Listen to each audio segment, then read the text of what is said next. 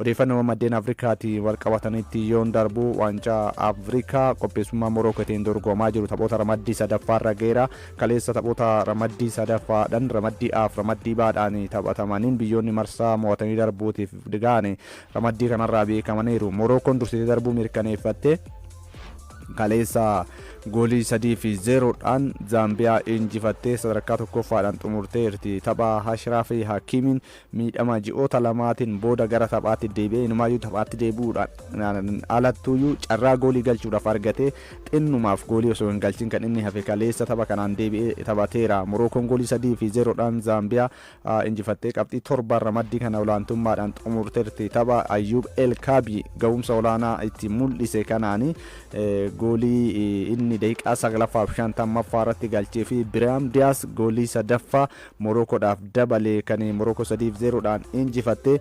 Ayyuub Elkaabiin tapha baniinsa waancaa Afrikaa kanaan goolii inni galche keessumattuu goolii lammaffaan kaleessa galchee ofirra garagalee gara duubatitti jechuudha. Goolii kana kan inni galche dorgommii kanaan goolii akkasii yookaan goolii hawwattuu lammaffaadha kan inni galche. Komoros irrattis goolii daran baay'ee hawwattuu kan kaleessa irra baay'ee hawwattuu ta'edha gooliin kan inni galche. Kaleessas garuu gooliin inni galche taphataan kun Morokoodhaaf gareen kun akka daran cimuuf taphataa gargaareedha. Tapha kanaan egaa taphattoonni kunneen lamaan Biraam Diyaasis akkasuma immoo Ayyuub Elkaabiinis dorgommichaa waancaa Afrikaatiin goolii 3-3 galchuudhaan Riyaad Maares waliin goolii 3-3 galchanii dursaadha kan isaan jiran. Shaampiyooniin bara 2012 Zaambiyaan taphoota waancaa Afrikaa 13 darban osoo hin mo'atin imaluudhaan dorgommichaan ala taateerti. Waancaa Afrikaatiin bara 2012 osoo hin tilmaamin shaampiyoon ta'uu ishee ni yaadatama. Ramaddii dhuma A kanaan maaliif Komoros waliin taphatanii goolii malee qixa kan isaan baanii kanaanis maaliin taphoota hunduma sadeen taphatteen qixa ba'uudhaan qabxii 3 marsaa 16 darbuu ishee kan ittiin mirkaneeffatte. Ramaddii baadhaan ammoo Afrikaan kibbaa goolii 3-2 Zimbaabuwee injifattee biyya yookaan sadarkaa lammaffaadhaan marsaa mo'atanii darbuu kan 16 darbuu ishee mirkaneeffatteerti. Warri Baafaanaadha gooliiwwan Shebangi Moreemii fi Leeslee Foostar galchaniin akkasuma immoo Oswaan Appiles peenaalitiidhaan galcheen kan isaan ittiin injifatanii morkii cimaa gochaa kan turte Zimbaabuweedha. Ammoo Tawaandaa Maasohaanse fi akkasuma immoo Awubaaree Moodaabii goolii ittiin galchanii morkattummaatti deebisuudhaaf yaalanillee injifatamurraa isaan hin oolchine. Waancaa Afrikaatiin taphoota jaan ramaddirraa osoo hin injifatanis kan isheen hafte Zimbaabuween dorgommicha keessaas baateerti. Shaampiyooniin bara 1996 Afrikaan kibbaa tapha marsaa mo'atanii darbuu kan biyyoota 16 hirmaachisuun biyyoota ramaddii faadhaan sadarkaa lammaffaadhaan xumuran Kaameruun, Kootidiivaarii fi Moozaambiik keessa biyya tokko waliin taphachuu ishee ittiin mirkaneeffattu. Ramaddii kanarraa dursitee darbuu kan mirkaneeffatte Ijipti goolii malee Angoolaa waliin qixa baatee sadarkaa tokkoffaan xumuruu ishee mirkaneeffatteerti. Taphattoota murteessoo akka Mohammad Salah fi Omar Marmushiif boqonnaa kan kennite teessoo jijjiiratirra taphattoonni kunneen kan turan taphatan jijjiiramanii hin seenne. Ramaddii kana qabxii 7 kan isheen xumurte Ijipti. Angoolaan immoo biyya arfaffaa qabxii fooyyee qabdi taatee darbuudhaaf qabxii biyyoota biroo kan ramaddii biroo eeguudhaaf kan isheen dirqamtu. Dursanii biyyoonni sadarkaa fooyyeedhaan darbuu isaanii mirkaneeffatan osoo tapha hin taphatin amma Beeniin tapha qixxeessituudha tapha tokko kan isheen qabdu. Akkasuma Sudaanis tapha qabdi. Moozaambiikis tapha kan isaan tokko qabanii garuu qabxii 3 waan qabaniif biyya sadaffaa ramaddii isaaniirraa qabxii fooyyee qaban ta'uudhaan marsaa mo'atanii darbuu 16 ga'uu isaanii mirkaneeffataniiru. Biyya takka qofa tafaa biyyi takkittiin tun ammoo tariitii Angoolaa fi biyyi tokko carraa kanaan marsaatti aanutti darbuudhaaf kan isaan waliin taphatan yookaan carraa xumuraa eeggatan. Har'a ramaddii caadhaan Taanzaaniyaan Tuniziyaan waliin taphatti. Tuniziyaan qabxii 3 qabdi. Taanzaaniyaan tokko qabdi. Injifannaan Taanzaaniyaan carraa darbuudhaa kan ishee ittiin bal'ifattu ta'a. Tuniziyaan immoo sadaffaa gaarii taatee darbuudhaa fi carraa ishee gamanumaa kan ittiin guddifatteedha. Naajeeriyaan dursitee darbuu mirkaneeffatte Yugaandaa waliin kan taphattu. Ramaddii daadhaan Beeniin qabxii 3 kan qabdu yoo ta'u Seenegaal qabxii 4 qabdu waliin kan isaan taphatanii. Seenegaal akkasuma Beeniinis carraa darbuu isaanii ittiin mirkaneeffataniiru. Marsaa 16 fi qabxii warra ramaddii A fi B irratti hundaa'uudhaan Bootsuwaanaa fi Riippaabiliin Dimokiraataa Kongoodhaas waliin taphatamu ramaddii kanarraa Bootsuwaanaan hanga ammaatti tapha tokkollee injifachuu hin dandeenye.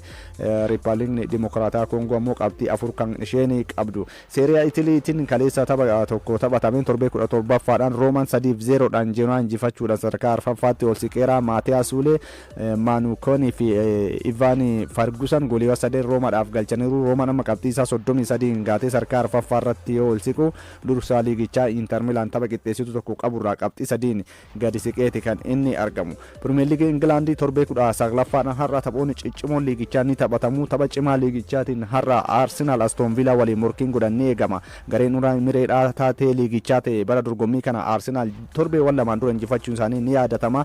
Har'as morkii jabaa Arsenaal waliin kan isaanii taasisanii tapha kanaan garuu adabbiidhaan taphattoota murteessoo dhabeera. Keessumattuu maatii adabbiidhaan kaardii akeekkachiisaa 5 kan qabu. Kaamaraanis kaardii akeekkachiisaa 5 qaba. Taphattoota kanneen dhabuun Unai Miree har'a istaadiyeemii Arsenaal Imireesitti qormaata jabaa itti ta'a jedhameeti kan inni eegamu. Dheengadda haalli Cheelsii ittiin injifatan garuu tapha har'aa kanaan ga'umsa qabaachuu isaanii kan ittiin akeekan taphoota 5 darbaniin Arsenaal waliin taphatan keessa 3 injifachuunis caalmaa qabaachuun isaanii Unai Mireen miirri yeroo hunda Arsenaal waliin taphatan keessumattuu Arsenaal leenjisaa turanii hojiirraa kaafamuudhaan wal qabate injifannoo isaan irratti galmeessatiin jiran kan miiraan guutame ta'uun isaa Mikel Arteetaaf qormaata akka ta'uudha. Tapha kanaan jabinni Mikel Arteetaadha. Sarara ittisaa isaanii qaban irratti Gabriel Magalhaes deebi'ee fiira. Sarri fuulduraa garuu rakkoo qabaachuun ammas hojii manaa guddaa Arsenaal ta'eera. Victor Gyökeres taphoota 7 darbaniin peenaalitiidhaan goolii kan galcheen irratti taphaan goolii galchee hin beeku. Kun qormaata jabaa Mikel Arteetaa ta'eera. Gabriel Magalhaes deebuun isaaniif garuu fooyyedha. Tapha kanaan Aston Villaan qormaata jabaa akka ta'u nan eega jedheera Mikel Arteetaa. Sababni isaa yeroo kanatti Aston Villaan shaampiyoonummaadhaaf illee kilaba morkachuu danda'u jedheera. Ta'us garuu Unai Mireen yeroo kanatti ammajjii keessa teenyee waa'ee waancaa dubbachuu hin dandeenyu. Dhimma yeroo kanatti waa'ee hin baafne yeroo kanatti hin dubbadhu jechuudhaan deebiseera.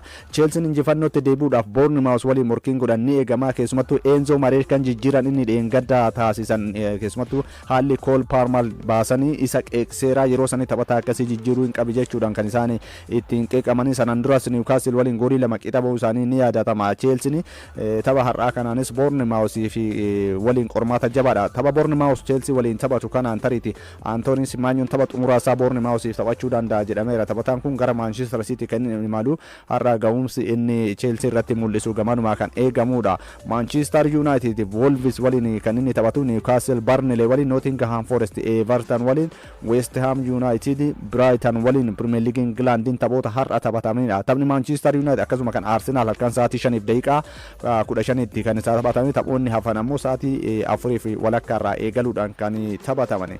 Kamisa Premier League England kanaan Manchester City Sunderland waliin kan inni taphatu. Erga dursummaan isaa daran harkaa bal'ate booda Arsenal kan injifatu yoo ta'e kan Sunderland waliin taphatu. Sunderland torbee kana Leeds waliin qixa ba'uu isaanii yaadatama. Taphattoota 6 waancaa Afrikaatiif dhabeera. Tapha kanaan tariiti qormaata jabaa Pep Guardiola ni ta'a jedhamee eegamus akka jalqabbii sanaa miti jedhamaati kan jiru. Liverpool Leeds United waliin, Tottenham Brentford waliin, Crystal Palace Fulham waliin kan isaanii taphatan. Nottingham Forest himata banateera. Manchester City irratti dabatuun irratti hojjetameera jedheera. Keessumattuu abbaan murtee taphichaa Rob Johnson tapha Premier League England Manchester City dhaan mo'ataman irratti akkaataan isaan abbaa murteetiin wal dubbisan naaf hin galle. Kanaaf sagalee abbaa murteef inni waliin dubbatan dhaga'uun barbaada jedheera.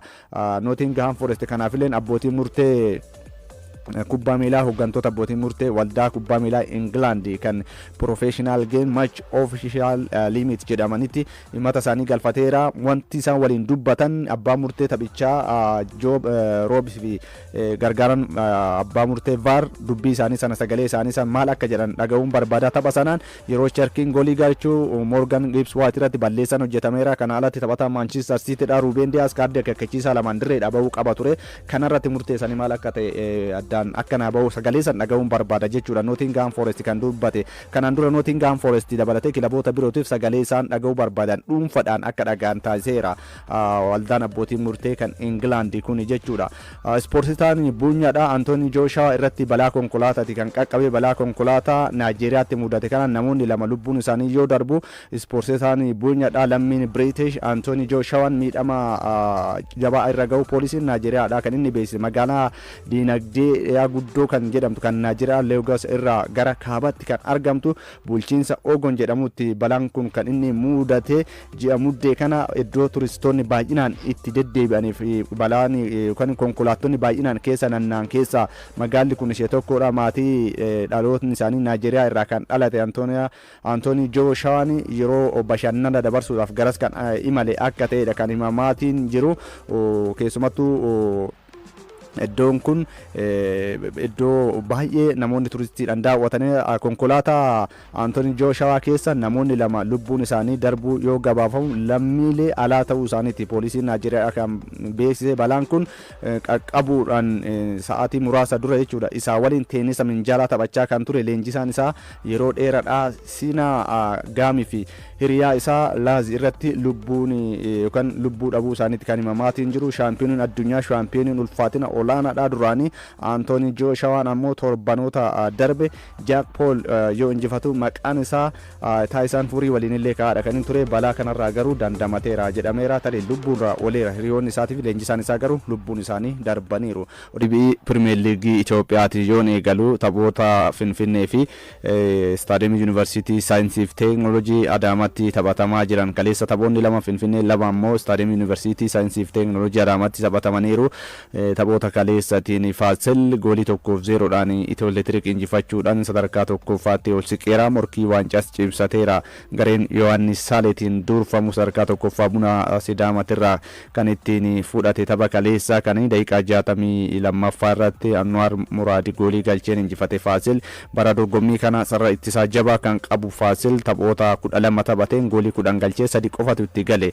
Qabxii 24 walitti qabatee CBE Pirimeer Liigii Itoophiyaadha kana dursaa jira. Hanga ammaatti kilaboota 20 CBE Pirimeer Liigii Itoophiyaatiin hirmaatan kana keessa osoo hin mo'amin imalaa kan jiru Yohaannis Saaleetiin kan durfamu Faasil kun morkattoota liigichaa kan akka Buna Sidaamaa, Machaal, Itiyoo Elektiriik dabalatee hawaasanis morkattoota waancaa keessatti kilaboota jiranidha. Isaan caalaa garuu ittisa jabaa garee qabu ta'uusaa Faasil tapha ittiin agarsiise kanaan kaleessa goolii 1-0dhaan injifate dursummaa isaa irraa fudhateera. Leenjisaan kilabichaas Yohaannis Saalee taphichaan booda waancaadhaaf akka karoora qaban deeggartoonni illeen yaada kan akka qaban keessumattuu Faasil imalli ittiin eegale dandeettii qabaachuusaa adeemsa keessa qindoomanii garichi morkataa jabaa ta'uusaa kan ittiin akeeke ta'uusaati. Taphicha booda kan inni dubbatee tapha biraa Finfinneetti kaleessuma taphatameen Walwaaloo Addagiraatiif Bahar Daar kan walitti fide goolii osoo walirratti hin galchiin kan inni 0-0dhaan xumurame. Gama Walwaalootiin tapha kanaan daqiiqaa 34ffaa irratti Sultaan Bareekaa didiimadhaan jalaa bahee taphattoota 10 qofaan taphataadha kan ture. Garuu qabxii isaanii eegsifatanii baaniiru. Bahar Daar irratti Bahar Daar osoo jennu taphootaas dhiyootiin ga'umsa gadaanaa ittiin mul'isaa tapha jiruudha. Yoo xinnaate tapha kaleessaa kanaan gara daqiiqaa 60 kan ta'uuf boqonnaa dura daqiiqaa 34ffaa irratti sanaan booda daqiiqaa 45 boqonnaa booda daqiiqaa dabalataa dabalatee caalmaa taphattootatiin kan taphataa ture. Bahar Daar carraa kanaan fayyadamuu hin dandeenye. Leenjisaan Walwaaloo Addagiraati Girmaa Taaddasaadha.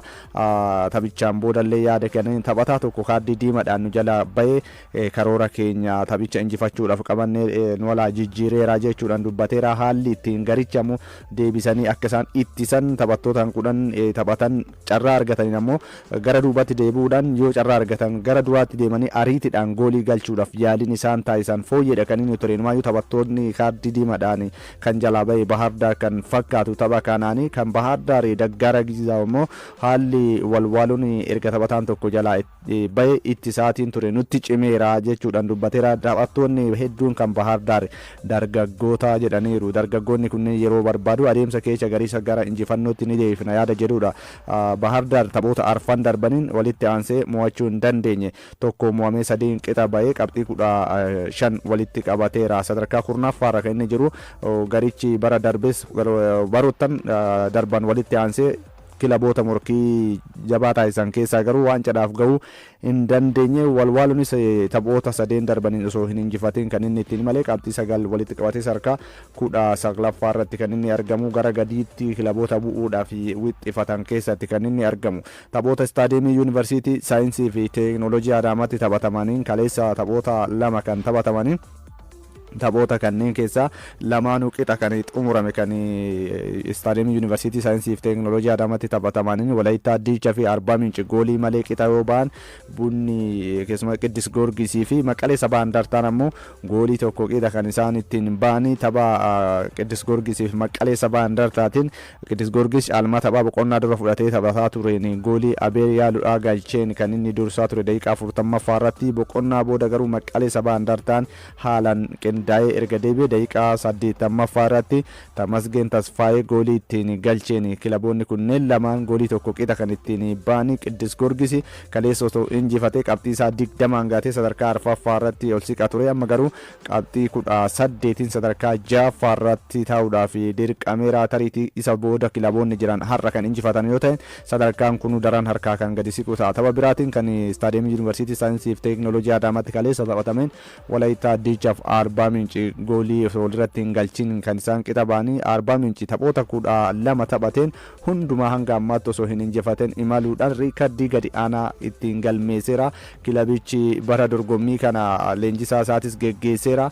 Taphoota 12 jaan injifatamee jaan qixa kan inni ba'e goolii 14 itti galee goolii hanga ammaatti galchuudhaaf kan inni ittiin carroome goolii 5 qofa kan inni galchee kun kilabichi hammam ittisni isaa sarri fuulduraa isaatis laafaa akka ta'e kan namatti agarsiisudha. Idaa goolii 9 ofirraa qaba. Sadarkaa 20ffaa irratti kan argamu bara kana kilaboonni liigii olaanaatti gadi bu'an ni heddummaatu. Kun tariitii Arbaa Minci bara dorgommii kanaaf yaaddoodha. Maqalee Sabaa Andartaanis injifannoo tokko qofa kan inni galmeesse torbee darbe kan inni ittiin injifate kaleessa tariitii injifannoo lammaffaa galmeessuudhaaf rakkate inni sadarkaadhuma 19ffaa irraa walwaaloo adda giraati tariitii garaagarummaa gooliitiin kan isaan ittiin wal caalanii sadarkaa 18ffaa irratti kan inni argamu qabxii tokkotu gidduu isaaniira garaagarummaa goolii osoo hin taane qabxii 9 fi 8 kan isaan qabanii Maqalee Sabaa Andartaan bara darbe kilaboota naannoo Tigraay dorgommicha irratti hirmaatan keessaa fooyya'insa ture bara kana ammoo faallaa kana kilaboota liigicha keessa turuudhaaf rakkatan keessatti gareen kun kan inni argamu. Har'a CBE Pirimeer Liigii Itoophiyaadha kanaan itti fufuun taphoonni 4 ni taphatamu sa'aatii 9tti guyyaa istaadiyeemii yuunivarsiitii saayinsii fi teekinooloojii Adaamaatti Hawaasa fi Hadiyaa Hosaanaa morkiin godhan ni eegama.